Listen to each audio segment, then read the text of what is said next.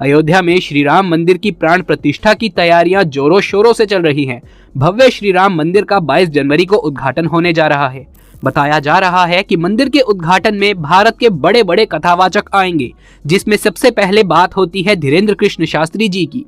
उसके बाद में जया किशोरी जी, अनिरुद्ध आचार्य महाराज जी। 22 जनवरी ये वही दिन है जब राम मंदिर में रामलला की प्राण प्रतिष्ठा की जाएगी। राम मंदिर के उद्घाटन के लिए देश की बड़ी बड़ी हस्तियों को न्योता मिला। कहा जा रहा है कि श्री राम जन्मभूमि कार्यक्रम के लिए 3000 वीआईपी लोगों को न्योता दिया गया, जिसमें मुकेश अंबानी से लेकर रामदेव बाबा जैसी हस्तियों के नाम शामिल हैं। वहीं सुनने में आ रहा है कि बड़ी बड़ी हस्तियों को भी राम मंदिर की प्राण प्रतिष्ठा के लिए न्योता दिया गया। इस लिस्ट में अमिताभ बच्चन से लेकर अक्षय कुमार जैसी हस्तियों के नाम शामिल है। इसी बीच एक और बड़ी खबर सामने आ रही है। मीडिया रिपोर्ट्स की माने तो राम मंदिर के उद्घाटन के लिए बॉलीवुड के तीनों खान सलमान खान, शाहरुख खान और आमिर खान को न्योता नहीं मिला। जहां बड़ी बड़ी हस्तियां इस ऐतिहासिक पल की गवाह बनने वाली हैं, वहीं बॉलीवुड के खान्स को इसके लिए इनवाइट तक नहीं किया गया। अब तीनों खान को न्योता क्यों नहीं दिया गया, ये आज हम आपको इस वीडियो में बताने वाले हैं। और वीडियो के लास्ट में अयोध्या से जुड़ा एक दिलचस्प चमत्कार भी आपको बताएंगे, तो आप इस वीडियो को आखिर तक जरूर देखिएगा। लेकिन इससे पहले अगर आप हनुमान जी के सच्चे भक्त हैं तो कमेंट बॉक्स में लिखें जय श्री राम। दोस्तों, अयोध्या नगरी एक बार फिर से दुल्हन की तरह सजाई जा रही है। अब बस देश भर के हिंदुओं को इंतजार है उस दिन का जब अयोध्या में भगवान श्री राम के मंदिर का उद्घाटन होगा। एक तरफ तो देश भर के हिंदुओं को इस बात की खुशी है कि आखिरकार इतने लंबे इंतजार के बाद अयोध्या में भगवान श्री राम का मंदिर उसी जगह बनाया गया जिस जगह के लिए इतना संघर्ष किया गया था। अयोध्या में श्री राम मंदिर की प्राण प्रतिष्ठा की तैयारियां जोरों शोरों से चल रही हैं। भव्य श्री राम मंदिर का 22 जनवरी को उद्घाटन होने जा रहा है। इस समारोह के लिए 7000 लोगों को आमंत्रित किया गया है। बताया जा रहा है कि मंदिर के उद्घाटन में भारत के बड़े बड़े कथावाचक आएंगे, जिसमें सबसे पहले बात होती है धीरेन्द्र कृष्ण शास्त्री जी की। उसके बाद में जया किशोरी जी, अनिरुद्ध आचार्य महाराज जी, सदगुरु राम भद्राचार्य जी, देवकीनंदन ठाकुर जी जैसे बड़े कथावाचक आएंगे और यहाँ पर 22 जनवरी को भव्य जागरण करेंगे। दोस्तों, मीडिया की गलियारों में इस तरह की खबरें काफी वायरल हो रही हैं कि साल 2019 में जब अयोध्या मामले पर सुप्रीम कोर्ट ने अपना फैसला सुनाया था, तब बॉलीवुड की कई हस्तियों ने इस पर अपनी प्रतिक्रिया दी थी। तापसी पन्नू से लेकर विवेक ओबरॉय तक ने अपनी खुशी जाहिर की थी। लेकिन सलमान, शाहरुख और आमिर खान में से किसी ने भी अयोध्या फैसले पर कोई भी रिएक्शन नहीं दिया था। वहीं अब जब राम मंदिर का उद्घाटन हो रहा है तो खान तिगड़ी को इसके लिए नहीं बुलाया गया। भले ही सलमान खान, शाहरुख खान और आमिर खान को न्योता ना मिला हो, लेकिन श्री राम जन्मभूमि के उद्घाटन के लिए अमिताभ बच्चन को बुलाया गया है। खबरों की माने तो सदी के महानायक इस कार्यक्रम में शामिल हो सकते हैं। इसके अलावा बॉलीवुड एक्टर कंगना रनावत को भी न्योता मिला, जिसकी जानकारी उन्होंने इंस्टा स्टोरी के जरिए दी। वहीं माधुरी दीक्षित को भी राम मंदिर के उद्घाटन में आने का न्योता दिया गया। इस लिस्ट में अक्षय कुमार का नाम भी शामिल है, वो भी इस समारोह में आ सकते हैं। वहीं संजय लीला बंसाली और राजकुमार हिरानी को भी बुलाया गया।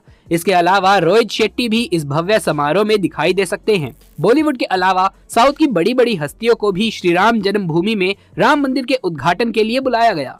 दरअसल साउथ सुपरस्टार रजनीकांत को भी इस भव्य समारोह में हिस्सा लेने के लिए बुलाया गया है। इसके अलावा साउथ एक्टर धनुष को भी आने के लिए न्योता मिला है। वहीं फिल्म कंटारा के एक्टर ऋषभ शेट्टी को भी इस खास समारोह में शामिल होने के लिए बुलाया गया। वहीं एक्टर मोहनलाल और चिरंजीवी को भी इस भव्य समारोह में शामिल होने का न्योता मिला। वहीं अब इस लिस्ट में रणवीर कपूर और आलिया भट्ट का भी नाम शामिल हो गया है। जी हाँ, रणवीर कपूर और आलिया भट्ट भी इस शुभ घड़ी पर शामिल होने के लिए पूरी तरीके से तैयार हैं। इस कपल को राम मंदिर की प्राण प्रतिष्ठा का न्योता मिल गया है। इसकी तस्वीर भी जारी की गई है। रणवीर कपूर और आलिया भट्ट को अलग अलग इन्विटेशन मिले हैं। कपल की कार्ड लेते हुए की फोटो वायरल हो रही है, जिसमें दोनों इन्विटेशन कार्ड लिए हुए स्माइल करते हुए नजर आ रहे हैं। न्यूज एजेंसी पीटीआई के मुताबिक श्री राम जन्मभूमि तीर्थ क्षेत्र ट्रस्ट ने इस समारोह में मशहूर टीवी सीरियल रामायण के उन कलाकारों को आमंत्रित किया है जिन्होंने भगवान श्री राम और माता सीता की भूमिका निभाई थी। भगवान राम की भूमिका निभाने वाले अभिनेता अरुण गोविल और माता सीता का अभिनय करने वाली कलाकार दीपिका चिखालिया भी समारोह में शिरकत करेगी। वहीं प्रधानमंत्री नरेंद्र मोदी को पहले ही आमंत्रित किया जा चुका है।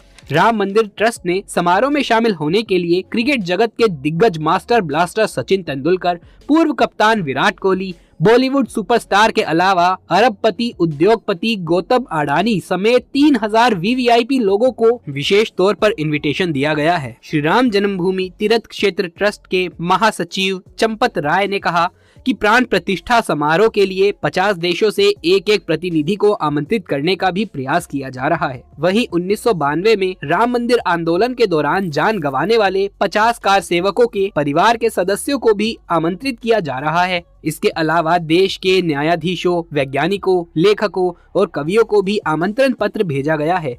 विश्व हिंदू परिषद के प्रवक्ता शरद शर्मा ने कहा कि वीवीआईपी को बारकोड पास के जरिए एंट्री दी जाएगी।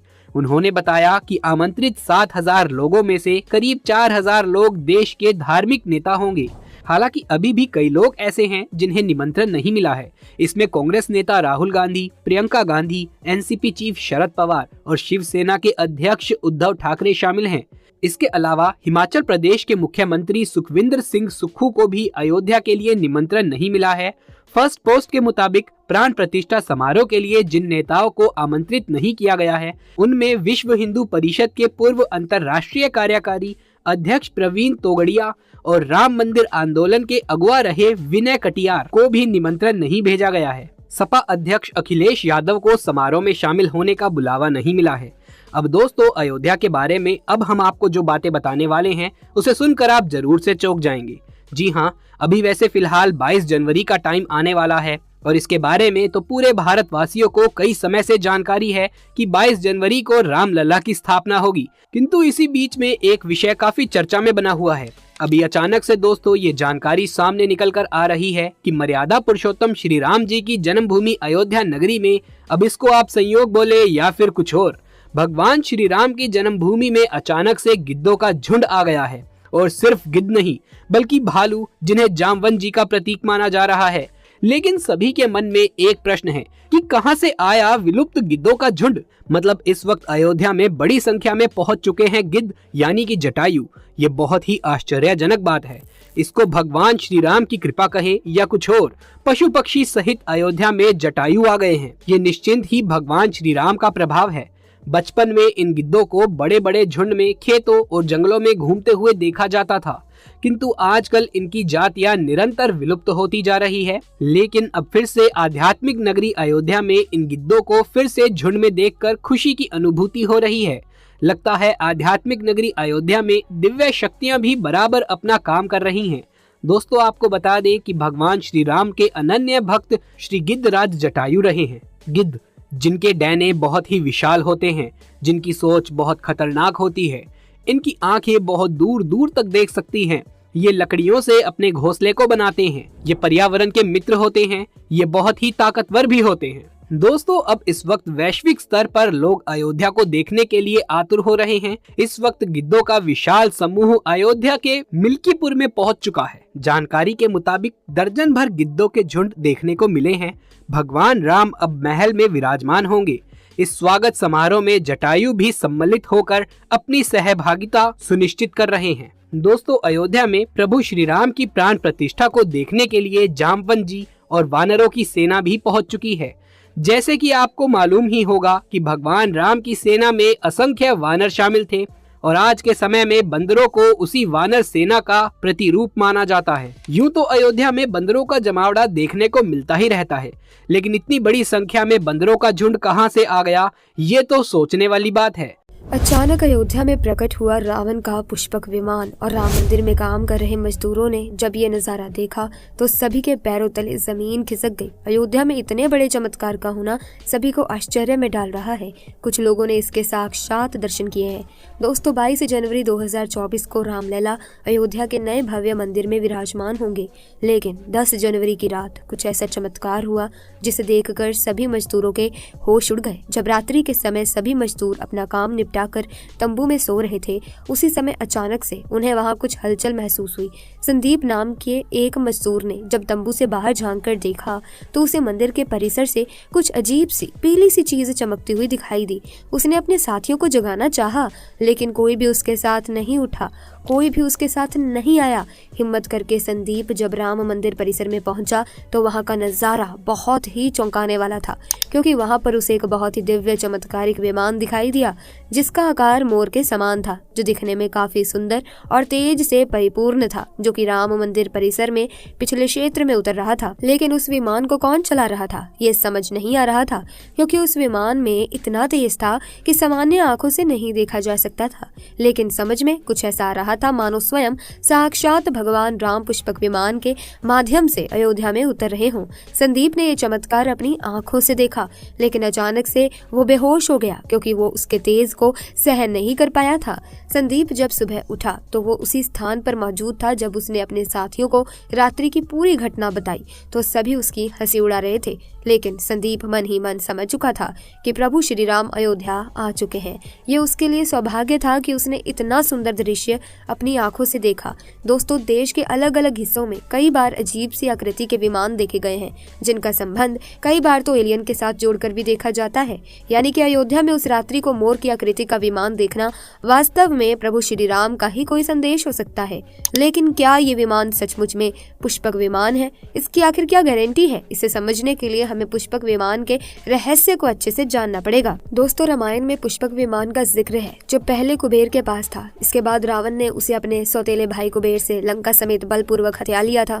फिर रावण इसी के जरिए कहीं भी आता जाता था। रावण को हराने के बाद ये विमान श्री राम के पास आ गया, जिसके बाद इसी पुष्पक विमान से प्रभु श्री राम, माता सीता और लक्ष्मण अयोध्या पहुंचे।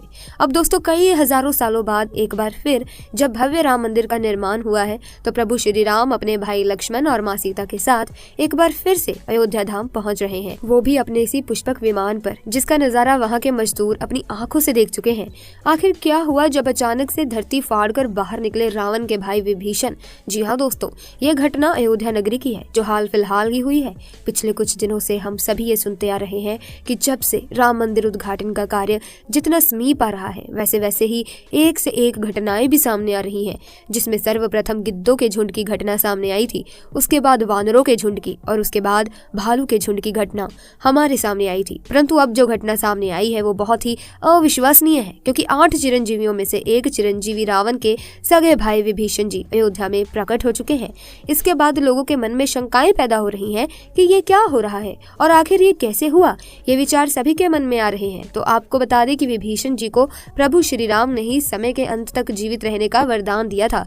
दोस्तों, रावण के भाई विभीषण बहुत बड़े राम भक्त थे। जिस प्रकार से हनुमान जी, जामवंत जी, सुग्रीव और अन्य बहुत से लोग जो राम जी के बहुत बड़े भक्त थे, उनमें से एक है विभीषण।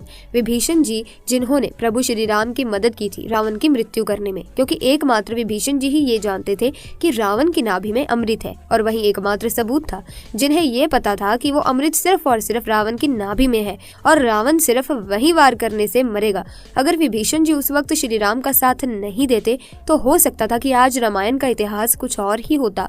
दोस्तों, यदि आप भी सच्चे सनातनी हैं, सच्चे हिंदू हैं, भगवान श्री राम के भक्त हैं, तो वीडियो को लाइक करके कमेंट सेक्शन में जय श्री राम जरूर लिखिए, पूरी श्रद्धा के साथ जरूर लिखिए, ताकि भगवान राम का आशीर्वाद आप पर और आपके परिवार पर सदैव बना रहे।